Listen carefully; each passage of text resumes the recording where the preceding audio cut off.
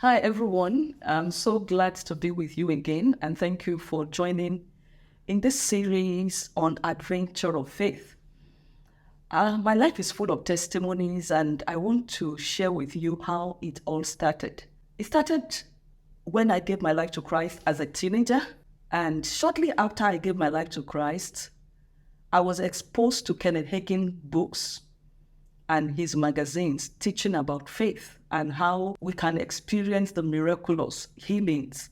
At that point in time, I used to have a lot of problem with malaria. After reading Kenneth Hagin's book, I said, what God did for this man who was only a teenager on a deathbed. He was declared hopeless concerning his health. And he believed God. He held on to just one verse of the scriptures, Mark 11:24, that says, whatsoever you desire in your heart, when you pray, believe you have received them and you will have them. And this man believed God, and he was able to stand up from his deathbed and lived till over 90 years from the time he was a teenager. I decided I was going to trust God. So because I used to have a lot of problem with malaria, and some of the times I even fainted. So in the university, I think in my first year, I prayed and I believed God. I told God, I don't want to have this malaria again in my life. I prayed, and that was how malaria disappeared completely. Before then, I used to be on Fansida.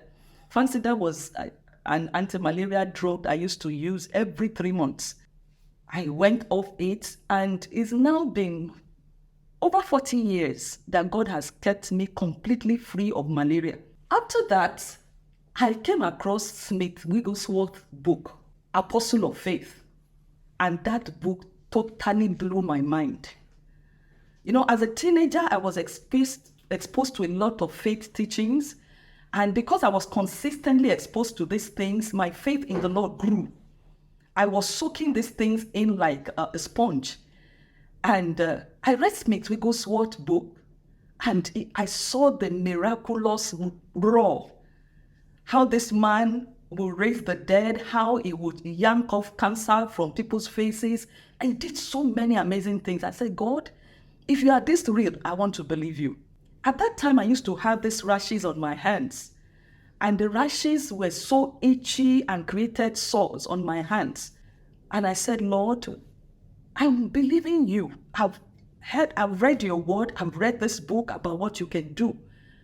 I want to believe you that I will be sleeping this night.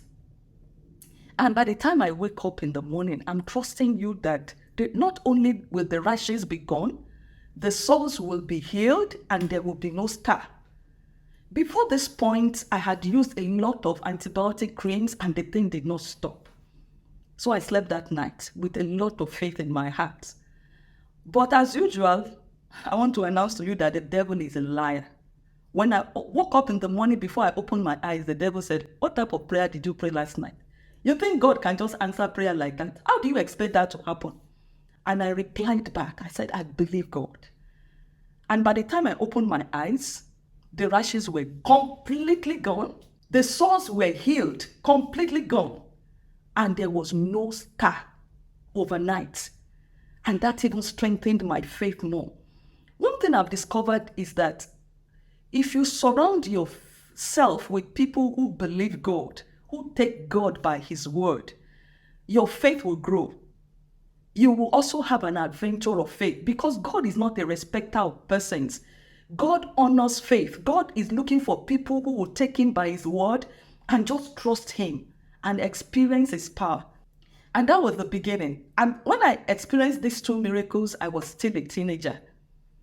And I thank God that I had an opportunity to develop my faith as a child. I had an opportunity to prove God's word.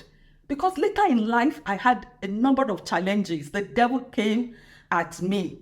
And if not for that type of solid foundation I had, I wouldn't be alive today. I've had 4 different times in my life that I was so close to death, and God delivered me.